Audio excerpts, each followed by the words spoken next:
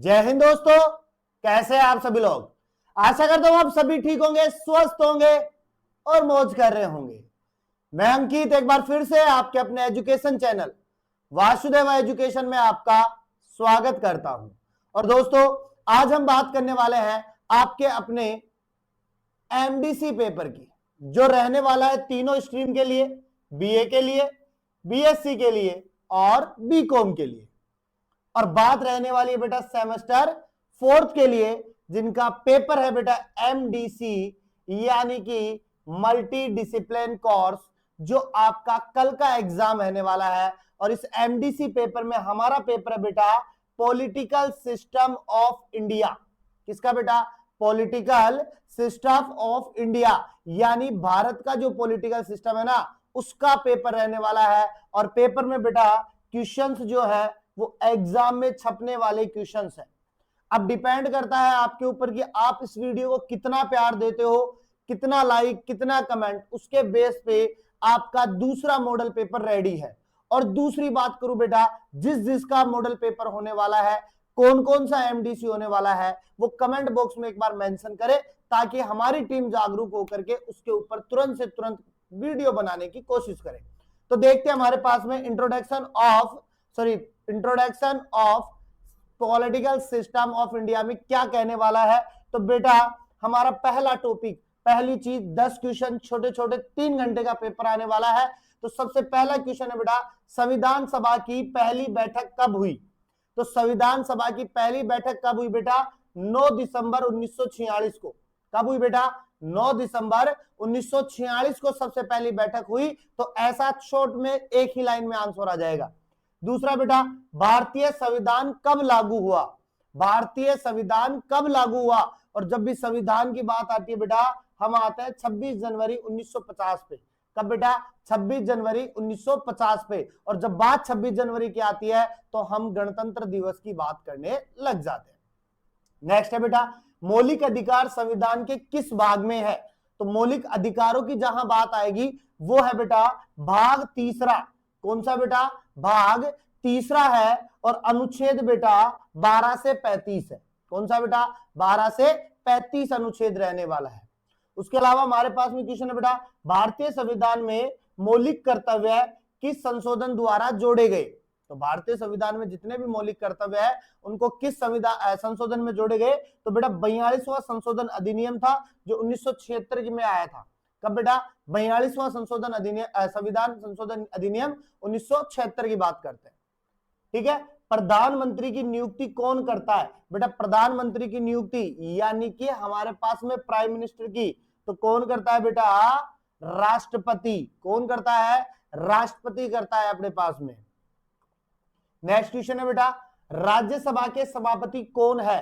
राज्यसभा की बात कर रहा है बेटा, राज्यसभा की बात कर रहा है। और आपको पता होगा कुछ समय पहले की बात है, राज्यसभा के सभापति ने इस्तीफा दिया था, और वो थे बेटा भारत के उपराष्ट्रपति। कौन बेटा? भारत के उपराष्ट्रपति। उसके बाद क्वेश्चन है बेटा, संविधान संशोधन का प्रावधान किस अनुच्छेद में है? संविधान संशोधन का प्रावधान की बात कर रहे हैं, और प्रावधान होगा बेटा अनुच्छेद 368। कौन सा बेटा? अनुच्छेद 368 जो है वो संविधान संशोधन के प्रावधान का अनुच्छेद। ठीक है। उसके बाद में मुख्यमंत्री की नियुक्ति कौन करता है, यानी कि जो चीफ मिनिस्टर है वो कौन बनाता है? तो बेटा राज्यपाल। कौन बेटा?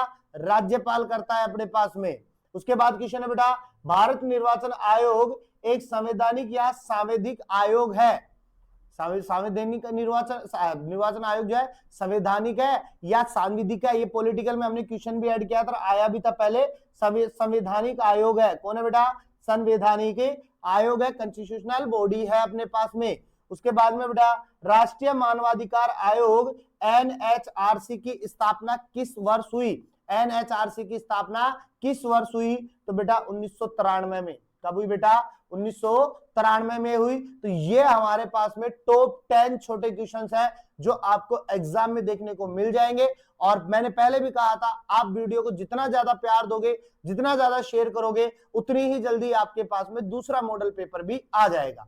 उसके बाद हमारे पास में बेटा क्वेश्चन है, भारतीय, बड़े क्वेश्चन आएंगे बेटा, भारतीय संविधान सभा कंस्टिट्यूएंट असेंबली में गठन की प्रक्रिया का विस्तार से वर्णन कीजिए। यानी हमें एक्सप्लेन करना है किसको, भारतीय संविधान सभा के गठन की प्रक्रिया को। यानी ये जो गठन है ना, ये कैसे होता है, कौन मिलकर करता है, क्या क्या यहां पर होना चाहिए, उसे कंप्लीट तरीके से आपको डिफाइन करना है बेटा। नेक्स्ट क्वेश्चन है बेटा, मौलिक अधिकार क्या है? मौलिक अधिकार क्या है, यानी जो अधिकारों की बात कर रहे हैं ना अपने पास में, फंडामेंटल राइट जो है उनको यहाँ पे बताना है और इनके प्रकार और महत्व का क्या करना है बेटा, संक्षिप्त में वर्णन करना है, ताकि आपको यहां से क्वेश्चन के नंबर आराम से मिल जाए।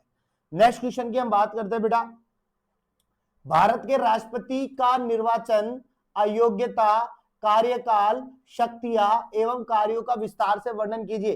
कुल मिला के बात करेगी राष्ट्रपति की जीवनी के बारे में। जीवनी मतलब राष्ट्रपति का जो पूरा का पूरा जो प्रोसेस होता ना, कैसे निर्वाचन करेंगे, क्या योग्यता होनी चाहिए, क्या कार्यकाल होना चाहिए, उनके पास क्या शक्तियां है, क्या कार्य है, उन सब का आपको क्या करना है बेटा, वर्णन करना है। बड़ा मोस्ट क्वेश्चन है, 3 स्टार लगा के देता हूं मैं अपने पास में, क्योंकि बीए वालों के लिए क्वेश्चन बड़ा आसान है, बट बीएससी और बीकॉम वालों के लिए बहुत टिपिकल क्वेश्चन है, इसलिए ये बिल्कुल सिंपल लैंग्वेज में आने वाला है।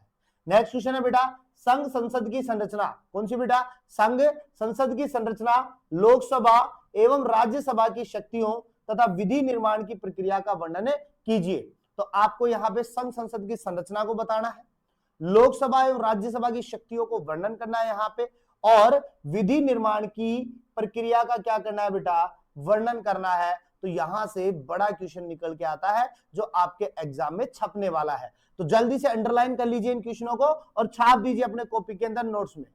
नेक्स्ट है बेटा, राज्यपाल की नियुक्ति, शक्तियां एवं कार्यों का वर्णन कीजिए। तो यहां पे आपके राज्यपाल की नियुक्ति कौन करेगा, शक्तियां क्या होनी चाहिए उसकी, कार्य क्या होंगे उसके अंडर में, ये सारी चीजें आपको डिफाइन करनी है। नेक्स्ट है बेटा, राज्य विधानमंडल की संरचना, शक्तियां एवं कार्यों का वर्णन कीजिए। यहां पे आपको राज्य विधानमंडल की संरचना के बारे में बताना है, उनकी शक्तियों के बारे में बताना है और उनके कार्यों का क्या करना है बेटा, वर्णन करना है। तो बड़े क्वेश्चंस है जो बड़े तरीके से आते हैं और शानदार छपने वाले हैं एग्जाम में। तो बेटा आपको अभी तक पता होगा, वासुदेवा एजुकेशन ने जो भी क्वेश्चन आपको बताए डिट्टो टू डिट्टो एग्जाम में मिले हैं, होप सो ये भी अपने पास में डिट्टो टू मिलने वाले हैं। जब हम डायरेक्ट ऑब्जेक्ट अपने पास में जो ऑप्शनल पेपर है उनको जब हम मिला सकते हैं, ऑप्शनल पेपर्स को जब हम मिला रहे हैं, तो नॉर्मल सी बात है हमारे पास में ये जो कंपलसरी पेपर है ये तो हमारे लिए बहुत आसान सी चीजें हैं, इनको मिलवा देंगे अपने पास में, ठीक है। और लास्ट एंड फाइनल क्वेश्चंस की बात करते हैं अपने पास में, भारतीय निर्वाचन आयोग का गठन। भारतीय निर्वाचन आयोग का गठन अपने पास में, ECI election commission of India का गठन जो है वो कैसे होता है उसको आपको बताना है, इसकी संरचना क्या रहने वाली है, शक्तियां बताना है और इनके कार्यों को विस्तार से वर्णित करना है। बड़ा क्वेश्चन है, निकल के आएगा, एग्जाम में छपने वाला क्वेश्चन है बेटा, और निर्वाचन आयोग से क्वेश्चन जरूर आएगा, टेंशन मत लो, आएगा जरूर।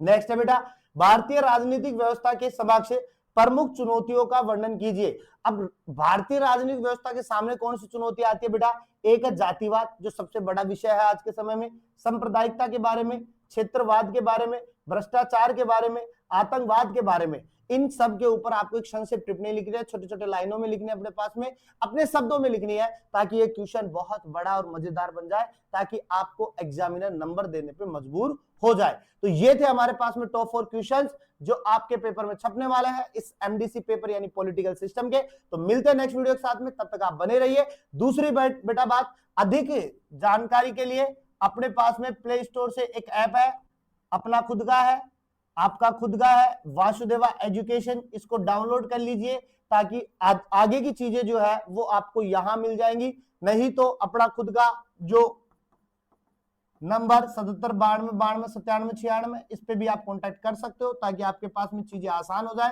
9928943939 दो नंबर है जो आपके बहुत काम आने वाले हैं, तो जल्दी से इनको आप सेव कर लीजिए ताकि आपकी चीजें आसान हो पाए। मिलते हैं नेक्स्ट वीडियो के साथ में, तब तक आप बने रहिएगा और हमेशा की तरह बेटा मुस्कुराते रहिए, मुस्कुराना जीवन का अमूल्य फल है।